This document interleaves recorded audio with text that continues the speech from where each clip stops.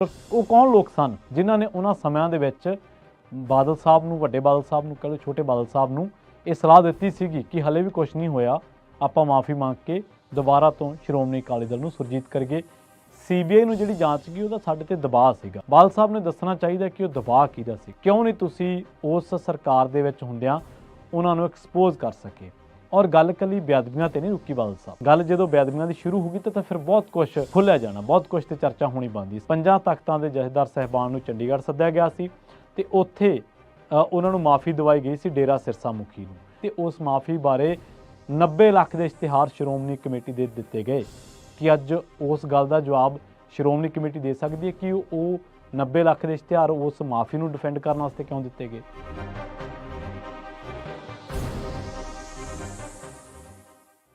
सत श्री अकाल, तुसीं जुड़े हुए हो पंजाबी रेडियो USA ਦੇ ਨਾਲ ਤੇ प्रोग्राम स्पैशल रिपोर्ट ਦੇ ਵਿੱਚ ਤੁਹਾਡਾ ਸਾਰਿਆਂ ਦਾ ਸਵਾਗਤ ਹੈ। ਅੱਜ ਦੀ ਇਸ ਰਿਪੋर्ट ਦੇ ਵਿੱਚ ਅੱਜ ਗੱਲਬਾਤ ਕਰਾਂਗੇ ਸ਼੍ਰੋਮਣੀ ਅਕਾਲੀ ਦਲ ਬਾਦਲ ਦੇ ਪ੍ਰਧਾਨ ਸੁਖਬੀਰ ਸਿੰਘ ਬਾਦਲ ਵੱਲੋਂ ਬੇਅਦਬੀ ਦੇ ਮਾਮਲਿਆਂ ਤੇ ਉਹਨਾਂ ਮਾਮਲਿਆਂ ਦੇ ਵਿੱਚ ਦੋਸ਼ੀਆਂ ਨੂੰ ਸਜ਼ਾਵਾਂ ਤੱਕ ਨਾ ਪਹੁੰਚਾਉਣ ਕਰਕੇ ਮਾਫੀ ਮੰਗੀ ਗਈ ਹੈ ਖਾਲਸਾ ਪੰਥ ਤੋਂ। ਔਰ ਇਹਦੀ ਚਰਚਾ ਕਾਫੀ ਹੋ ਰਹੀ ਹੈ ਇਸ ਚੀਜ਼ ਦੀ ਤੇ ਵੱਖ-ਵੱਖ ਪਰਿਪੇਖ ਤੋਂ, ਵੱਖ-ਵੱਖ ਪੱਖਾਂ ਤੋਂ, ਵੱਖ-ਵੱਖ ਪਹਿਲੂਆਂ ਤੋਂ ਇਸ ਮਾਫੀਨਾਮੇ ਨੂੰ ਦੇਖਿਆ ਜਾ ਰਿਹਾ, ਸਿਆਸੀ ਪਹਿਲੂਆਂ ਤੋਂ ਵੀ, धार्मिक पहलुओं तो भी, समाजिक पहलुओं तो भी, तो अकाली दल का जोड़ा 2 विधान सभा चोणों के लगातार डिग्या ग्राफ उस तो भी इनू वाचा जा रहा है। आप कुछ होर पहलुओं तो इस चीज़ के बारे गलबात करांगे, पर उस गलबात को शुरू करने तो पहला मैं एक चीज़ साफ कर देना कि माफ़ी मंगनी एक चंगा कारज है। माफ़ी प्रवान संगत ने करनी है, पंथ ने करनी है, वो आप कुछ नहीं गए, पर माफ़ी मंगना अपने आप दे विच एक निमरता की गल है। सो ये एक चंगा कदम, शलाघायोग कदम है, पर ये मंगी किस संदर्भ तो गई है जां इस तो बाद दे जिहड़े हालात बने ने उन्हां ते आपां चर्चा कर सकते हैं। तो प्लस जे अज 2015 की उस बेअदबी की घटना के बारे माफ़ी मंगी जा रही है तो ये तो गल्लां उहदी चलियां सीगियां कि बादल परिवार नूं, बादलों नूं पंथ तो, कौम तो, सिख कौम तो, संगत तो माफ़ी मंग लेनी चाहिए, पर 8 साल लगा दिते। और वो कौन लोग सन जिन्हां ने उन्हां समयां दे विच बादल साहब नूं, वड्डे बादल साहब नूं, कह लो छोटे बादल साहब नूं ਇਹ ਸਲਾਹ ਦਿੱਤੀ ਸੀਗੀ ਕਿ ਹਲੇ ਵੀ ਕੁਝ ਨਹੀਂ ਹੋਇਆ, ਆਪਾਂ ਮਾਫੀ ਮੰਗ ਕੇ ਦੁਬਾਰਾ ਤੋਂ ਸ਼੍ਰੋਮਣੀ ਅਕਾਲੀ ਦਲ ਨੂੰ ਸੁਰਜੀਤ ਕਰੀਏ।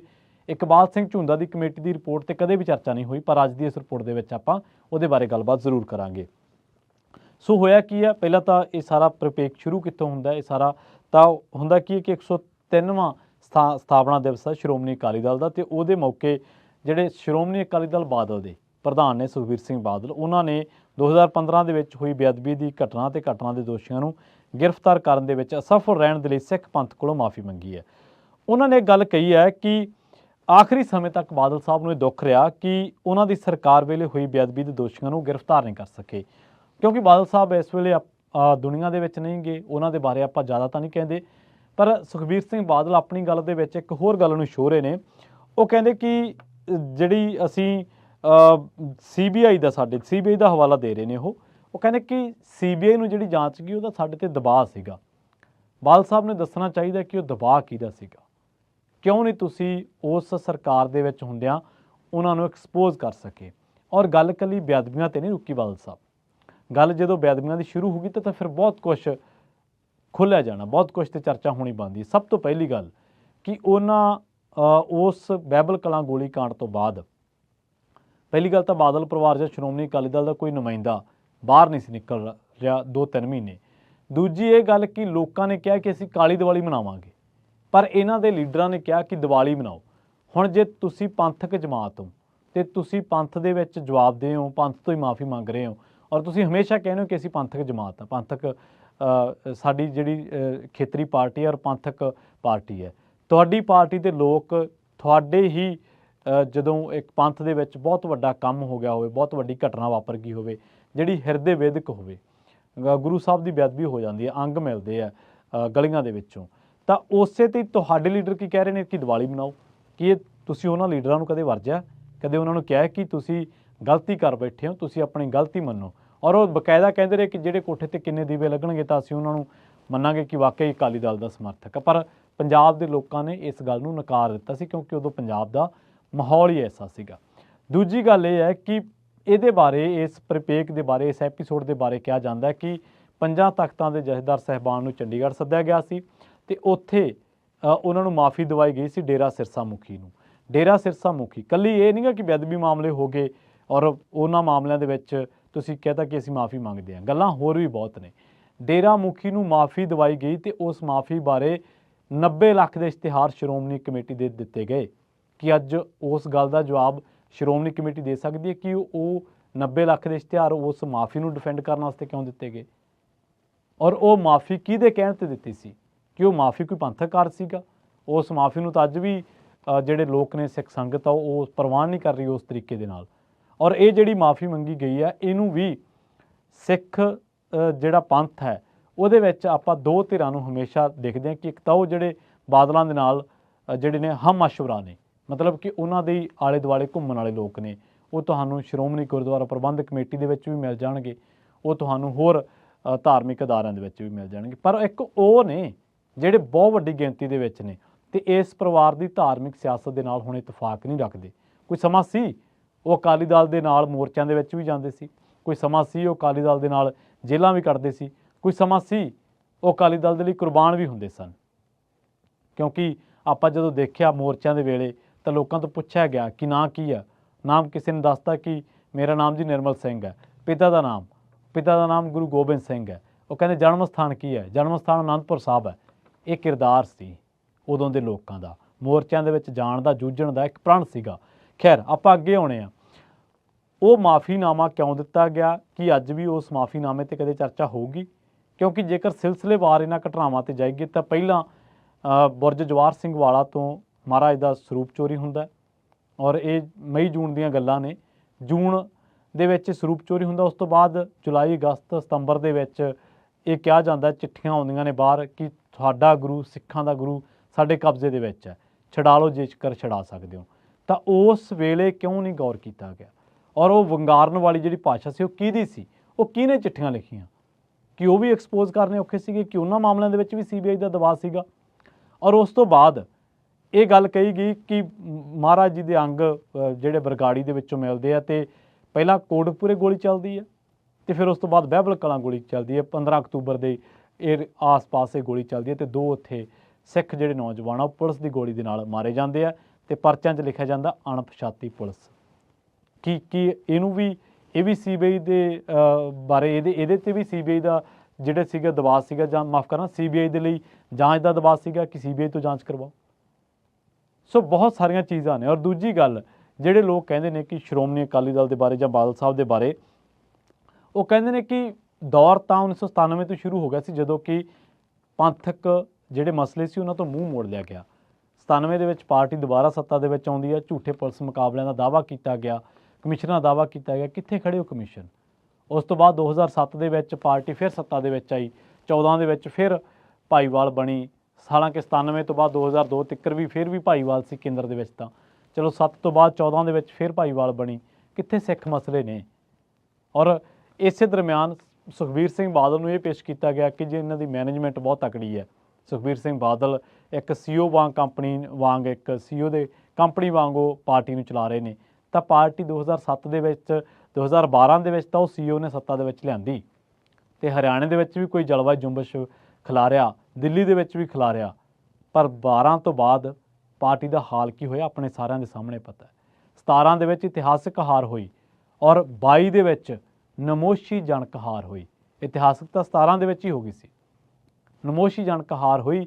ਦਹਾਈ ਦਾ ਅੰਕੜਾ ਵੀ ਅਕਾਲੀ ਦਲ ਨੂੰ ਨਹੀਂ ਮਿਲਿਆ ਤੇ ਇਹਦੇ ਬਾਵਜੂਦ 2015 ਦੇ ਵਿੱਚ ਬਥੇਰੇ ਲੋਕਾਂ ਨੇ ਕਹਿ ਦਿੱਤਾ ਕਿ ਇਹ ਵੀ ਚਰਚਾਵਾਂ ਰਹਿੰਦੀਆਂ ਨੇ ਕਿ ਅਕਾਲੀ ਦਲ ਦੇ ਵਿੱਚ ਬਾਦਲ ਸਾਹਿਬ ਖੁਦ ਕਹਿੰਦੇ ਰਹੇ ਕਿ ਸਾਨੂੰ ਪੰਥ ਕੋਲੋਂ ਜਿਹੜੇ ਗੁਨਾਹ ਹੋਏ ਨੇ ਉਹਨਾਂ ਦੀ ਮਾਫੀ ਮੰਗ ਲੈਣੀ ਚਾਹੀਦੀ ਹੈ, ਸਾਨੂੰ ਇਹ ਇਸਤਕਬਾਲ ਕਰ ਲੈਣਾ ਚਾਹੀਦਾ ਕਿ ਜੋ ਕੁਝ ਵਾਪਰਿਆ ਉਹ ਵਾਪਰ ਨਹੀਂ ਦੇਣਾ ਚਾਹੀਦਾ ਸੀ। ਔਰ ਕਿਉਂਕਿ ਅਸੀਂ ਜ਼ਿੰਮੇਵਾਰ ਕੁਰਸੀਆਂ ਤੇ ਬੈਠੇ ਸੀ, ਸਾਡਾ ਨੈਤਿਕ ਤੌਰ ਤੇ ਸੰਵਿਧਾਨਕ ਜਿਹੜਾ ਫਰਜ਼ ਤਾਂ ਬਣਦਾ ਹੀ ਸੀ, ਸਾਡਾ ਨੈਤਿਕ ਤੌਰ ਤੇ ਫਰਜ਼ ਬਣਦਾ ਸੀਗਾ ਕਿ ਅਸੀਂ ਪੰਜਾਬ ਦੇ ਲੋਕਾਂ ਨੂੰ ਦੱਸੀਏ ਕਿ ਬੇਅਦਬੀ ਦੇ ਦੋਸ਼ੀ ਕੌਣ ਨੇ, ਇਹ ਕਾਰਵਾਈ ਕੀ ਨੇ। ਔਰ ਉਸ ਤੋਂ ਬਾਅਦ ਉਹ ਪੁਲਿਸ ਵੀ ਭਾਲ ਕੇ ਲੈ ਗਏ ਜਿਹੜੀ ਪੁਲਿਸ ਨੇ ਦੋ ਸਿੰਘਾਂ ਤੇ ਸਿੱਖਾਂ ਤੇ ਗੋਲੀਆਂ ਚਲਾਈਆਂ। ਹੁਣ 1997 ਦੇ ਵਿੱਚ ਮੈਂ ਕਿਉਂ ਗਿਆ? ਕਿਉਂਕਿ ਉਸ ਤੋਂ ਬਾਅਦ ਆਪਾਂ ਦੇਖਿਆ ਕਿ ਇਜ਼ਹਾਰ ਆਲਮ ਵਰਗੇ ਲੋਕ, ਪਰਮਰਾਜ ਉਮਰਾ ਨੰਗਲ ਵਰਗੇ ਲੋਕ, ਸਮੇਤ ਸੈਣੀ ਵਰਗੇ ਲੋਕ, ਜਿਨ੍ਹਾਂ ਬੰਦੀ ਸਿੰਘਾਂ ਦੀਆਂ ਫੱਟੀਆਂ ਚੱਕ ਕੇ ਅੱਜ ਆਪਾਂ ਉਹਨਾਂ ਦੀ ਰਿਹਾਈ ਮੰਗਦੇ ਹਾਂ, ਉਹਨਾਂ ਮਾਮਲਿਆਂ ਦੇ ਵਿੱਚ ਇਹਨਾਂ ਅਫਸਰਾਂ ਦੇ ਨਾਂ ਆਉਂਦੇ ਆ ਕਿ ਨਹੀਂ ਆਉਂਦੇ? ਇਹ ਵੀ ਅਕਾਲੀ ਦਲ ਨੂੰ ਪੜਚੋਲ ਕਰਨ ਦੀ ਲੋੜ ਹੈ। ਔਰ ਤੀਜੀ ਜਿਹੜੀ ਅਹਿਮ ਗੱਲ ਆ ਉਹ ਇਹ ਹੈ ਕਿ ਇਕਬਾਲ ਸਿੰਘ ਝੁੰਦਾ ਕਮੇਟੀ ਨੂੰ ਰਿਪੋਰਟ ਦਿੱਤੀ ਗਈ ਕਿ ਅਕਾਲੀ ਦਲ ਦਾ ਗ੍ਰਾਫ ਕਿਉਂ ਡਿੱਗਿਆ। ਤੁਸੀਂ ਪਿੰਡਾਂ 'ਚ ਜਾ ਕੇ ਲੋਕਾਂ ਨੂੰ ਪੁੱਛੋ। ਉਹ ਹਲਕਿਆਂ ਦੇ ਵਿੱਚ ਗਏ, ਉਹਨਾਂ ਨੇ ਪਿੰਡਾਂ ਦੇ ਲੋਕਾਂ ਨਾਲ ਮੀਟਿੰਗਾਂ ਕੀਤੀਆਂ। ਲੋਕਾਂ ਨੇ ਕਿਹਾ ਕਿ ਬਾਦਲ ਪਰਿਵਾਰ ਨੂੰ ਅਕਾਲੀ ਦਲ ਤੋਂ ਲਾਂਭੇ ਕਰ ਦਿਓ, ਅਕਾਲੀ ਦਲ ਸੁਰਜੀਤ ਹੋ ਜਾਊਗਾ। ਉਹਨਾਂ ਨੇ ਆਪਣੀਆਂ ਸਿਫਾਰਸ਼ਾਂ 'ਚ ਕਹਿਤੀਆਂ। ਕਿੱਥੇ ਨੇ ਇਕਬਾਲ ਝੁੰਦਾ ਕਮੇਟੀ ਦੀਆਂ ਰਿਪੋਰਟਾਂ? ਅੱਜ ਅਕਾਲੀ ਦਲ ਦੇ ਕੁਝ ਲੀਡਰ ਨੇ ਜਿਹੜੇ ਸੁਖਬੀਰ ਸਿੰਘ ਬਾਦਲ ਤੱਕ ਗੱਲ ਜਾਣ ਹੀ ਨਹੀਂ ਦਿੰਦੇ। ਉਹ ਕਹਿੰਦੇ ਨੇ ਕਿ ਨਹੀਂ, ਬਾਦਲ ਸਾਹਿਬ ਸੱਤਾ ਦੇ ਵਿੱਚ, ਬਾਦਲ ਸਾਹਿਬ ਪਾਰਟੀ ਦੇ ਮੇਨ ਅਹੁਦਿਆਂ ਦੇ ਵਿੱਚ ਬਣੇ ਰਹਿਣਗੇ, ਕੋਈ ਹੋਰ ਗੱਲ ਕਰੋ।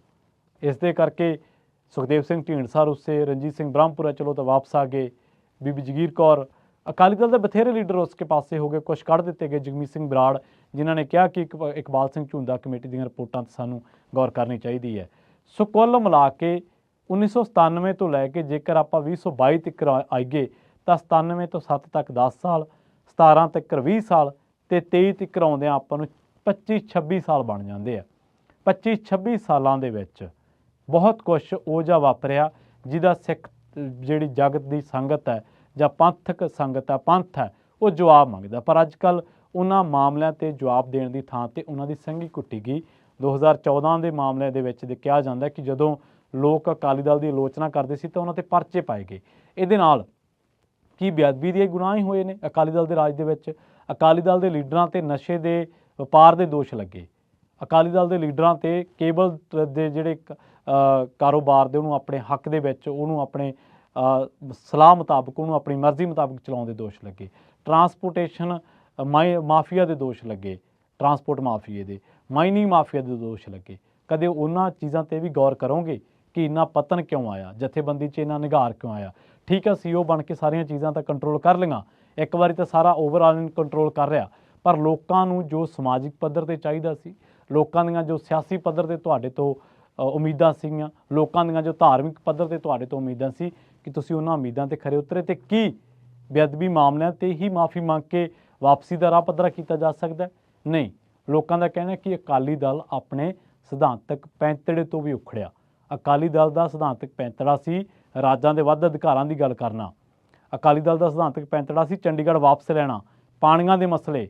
ਔਰ ਜੇਕਰ ਇੰਨੀਆਂ ਸਾਲਾਂ ਦੇ ਵਿੱਚ ਸੱਤਾ ਦੇ ਵਿੱਚ ਰਹਿਣ ਦੇ ਬਾਵਜੂਦ 1997 ਤੋਂ 2002 5 ਸਾਲ, 7 ਤੋਂ ਲੈ ਕੇ 17 10 ਸਾਲ 15 ਸਾਲ ਅਤੇ ਇਹਦੇ ਦਰਮਿਆਨ ਕੇਂਦਰੀ ਸੱਤਾ ਦੇ ਵਿੱਚ ਰਹਿਣ ਦੇ ਬਾਵਜੂਦ ਵੀ ਇਹ ਮਸਲੇ, ਪਾਣੀਆਂ, ਚੰਡੀਗੜ੍ਹ, ਰਾਜਧਾਨੀ, ਸਿੱਖਾਂ ਦੇ ਇਨਕਾਊਂਟਰਾਂ ਦੇ, ਪੁਲਿਸ ਮੁਕਾਬਲਿਆਂ ਦੇ, ਇਹ ਸਾਰੇ ਮਸਲੇ ਜਿਉਂਦੇ ਤਿਉਂ ਨੇ। ਕੀ ਇਹਨਾਂ ਮਸਲਿਆਂ ਨੂੰ ਕਦੇ ਐਡਰੈਸ ਕਰੇਗਾ ਅਕਾਲੀ ਦਲ? ਔਰ ਉਲਟਾ ਧਾਰਾ 370 ਤੋੜਨ 'ਤੇ ਅਕਾਲੀ ਦਲ ਕਹਿੰਦਾ ਕਿ ਜੀ ਅਖੰਡ ਭਾਰਤ। ਸੋ ਤੁਸੀਂ ਤੈਅ ਤਾਂ ਕਰੋ ਨਾ ਕਿ ਪਹਿਲਾਂ ਜਾਣਾ ਕਿਹੜੇ ਪਾਸੇ ਹੈ, ਜਾਣਾ ਫੈਡਰਲਿਜ਼ਮ ਨਹੀਂ ਹੈ ਜਾਂ ਜਾਣਾ ਕੇਂਦਰ ਵਾਲੇ ਪਾਸੇ, ਦਿੱਲੀ ਵਾਲੇ ਪਾਸੇ। ਸੋ ਇੱਥੋਂ ਜਦੋਂ ਸਿਧਾਂਤ ਤੋਂ ਉਖੜਦੀ ਹੈ ਚੀਜ਼, ਕੋਈ ਵੀ ਚੀਜ਼, ਕੋਈ ਜਥੇਬੰਦੀ, ਕੋਈ ਪਾਰਟੀ, ਕੋਈ ਸਿਆਸਤਦਾਨ, ਤਾਂ ਪਹਿਲਾਂ ਸਿਧਾਂਤ 'ਤੇ ਆਉਣਾ ਬੜਾ ਲਾਜ਼ਮੀ ਹੈ ਜੇਕਰ ਉਹ ਵਾਪਸੀ ਚਾਹੁੰਦਾ ਹੈ। ਸੋ ਇਸ ਅਕਾਲੀ ਦਲ ਦੀ ਇਸ ਮਾਫੀ ਨੂੰ ਬੇਸ਼ੱਕ ਕਈ ਲੋਕ ਕਹਿ ਰਹੇ ਨੇ ਕਿ ਚਲੋ ਖੁੱਲ੍ਹ ਦੀ ਦਿਲੀ ਦੇ ਨਾਲ ਆਪਾਂ ਕਹਿ ਦਿੰਦੇ ਹਾਂ ਕਿ ਮਾਫੀ ਮੰਗਣਾ ਕੋਈ ਛੋਟਾ ਕਾਰਜ ਨਹੀਂ ਹੈ, ਨੇਕ ਕਾਰਜ ਗਿਣਿਆ ਜਾਂਦਾ ਹੈ। ਪਰ ਮਾਫੀ ਜਦੋਂ ਇੱਕ ਗੁਨਾਹ ਤਾਂ ਕਈ ਹੋਏ ਨੇ ਸਾਡੇ ਤੋਂ ਸੱਤਾ ਦੇ ਵਿੱਚ ਹੁੰਦਿਆਂ, ਅਤੇ ਇੱਕ ਗੁਨਾਹ ਦੇ ਲਈ ਮਾਫੀ ਜਿਹੜੀ ਹੈ ਕਿ ਉਹ ਕਾਫੀ ਹੈ। ਦੂਜਾ ਇਹਨੂੰ ਜੋੜ ਕੇ ਦੇਖਿਆ ਜਾ ਰਿਹਾ ਕਿ ਹੁਣ ਅਕਾਲੀ ਦਲ 2 ਵਿਧਾਨ ਸਭਾ ਚੋਣਾਂ ਦੇ ਵਿੱਚ ਨਮੋਸ਼ੀਜਨਕ ਹਾਰ ਤੋਂ ਬਾਅਦ ਅਕਾਲੀ ਦਲ ਨੂੰ ਅਹਿਸਾਸ ਹੋ ਗਿਆ ਕਿ ਪੰਜਾਬੀ ਤਾਂ ਪੰਜਾਬੀ, ਸਿੱਖ ਵੀ ਜਿਹੜਾ ਵੋਟ ਬੈਂਕ ਹੈ ਜਾਂ ਪੰਥਕ ਜਿਹੜਾ ਵੋਟ ਬੈਂਕ ਹੈ ਉਹ ਸਾਡੇ 'ਤੇ ਇਤਬਾਰ ਨਹੀਂ ਕਰਦਾ। ਗੁਰਬਾਣੀ ਪ੍ਰਸਾਰਨ ਦਾ ਮਾਮਲਾ ਹੋਵੇ, ਡੇਰਾ ਸਿਰਸਾ ਨੂੰ ਮਾਫੀਨਾਮੇ ਦਾ ਮਾਮਲਾ ਹੋਵੇ, ਰੇਤ mining mafia, cable mafia, illegal ਜਿੰਨੇ ਵੀ ਕੰਮ ਚੱਲੇ, ਟਰਾਂਸਪੋਰਟੇਸ਼ਨ ਮਾਫੀਆ। ਸੋ ਇਹ ਸਾਰੇ ਜਿੰਨੇ ਵੀ ਮਸਲੇ ਨੇ, ਇਹਨਾਂ ਨੂੰ ਐਡਰੈਸ ਕੀਤੇ ਬਿਨਾਂ ਹੁਣ ਅੱਗੇ ਵਧਣਾ ਬਹੁਤ ਔਖਾ ਹੋਇਆ ਪਿਆ। ਇਸੇ ਕਰਕੇ ਲੋਕ ਤਰ੍ਹਾਂ ਤਰ੍ਹਾਂ ਦੇ ਤਰੀਕਿਆਂ ਦੇ ਨਾਲ ਇਸ ਨੂੰ ਵਾਚ ਰਹੇ ਨੇ। ਬਾਦਲ ਸਾਹਿਬ ਬਾਰੇ ਆਪਾਂ ਬਹੁਤਾ ਚਰਚਾ ਤਾਂ ਨਹੀਂ ਕਰ ਰਹੇ ਕਿਉਂਕਿ ਉਹ ਇਸ ਸਮੇਂ ਦੁਨੀਆ ਦੇ ਵਿੱਚ ਨਹੀਂ। ਉਹਨਾਂ ਦੇ ਰਾਜ ਦੇ ਵਿੱਚ, ਉਹਨਾਂ ਦੇ ਰਾਜਕਾਲ ਦੇ ਵਿੱਚ ਜੋ ਖੁਨਾਮੀਆਂ ਹੋਈਆਂ, ਕਿਉਂਕਿ ਸੁਖਬੀਰ ਸਿੰਘ ਬਾਦਲ ਹੁਣ ਪ੍ਰਧਾਨ ਨੇ, ਅਤੇ ਇਸ ਕਰਕੇ ਮੋਰਲ ਤੌਰ 'ਤੇ ਜਿਹੜੀ ਅਕਾਊਂਟੇਬਿਲਿਟੀ ਬਣਦੀ ਹੈ ਉਹ ਸੁਖਬੀਰ ਸਿੰਘ ਬਾਦਲ ਦੀ ਬਣਦੀ ਹੈ, ਕਿਉਂਕਿ ਉਹਨਾਂ ਦੇ ਫਰਜ਼ੰਦ ਵੀ ਨੇ ਅਤੇ ਅਕਾਲੀ ਦਲ ਨੂੰ ਚਲਾ ਵੀ ਰਹੇ ਨੇ। ਪਰ ਬਾਵਜੂਦ ਇਸ ਦੇ ਸਭ ਤੋਂ ਵੱਡਾ ਸਵਾਲ ਇਹੀ ਹੈ ਕਿ 8 ਸਾਲ ਪਹਿਲਾਂ ਜਿਸ ਕਿਸੇ ਨੇ ਵੀ ਬਾਦਲਾਂ ਨੂੰ ਸਲਾਹ ਦਿੱਤੀ ਸੀ ਮਾਫੀ ਮੰਗਣ ਦੀ, ਉਹ 'ਤੇ ਗੌਰ ਕਿਉਂ ਨਹੀਂ ਹੋ ਸਕਿਆ, ਅਤੇ ਕੀ ਬਾਦਲਾਂ ਦੀ ਮਾਫੀ ਨੂੰ ਪੰਥ ਪ੍ਰਵਾਨ ਕਰੇਗਾ? ਇੱਕ ਵੱਡਾ ਸਵਾਲ ਹੈ। ਬਹੁਤ ਬਹੁਤ ਧੰਨਵਾਦ, ਜਲਦ ਮਿਲਾਂਗੇ।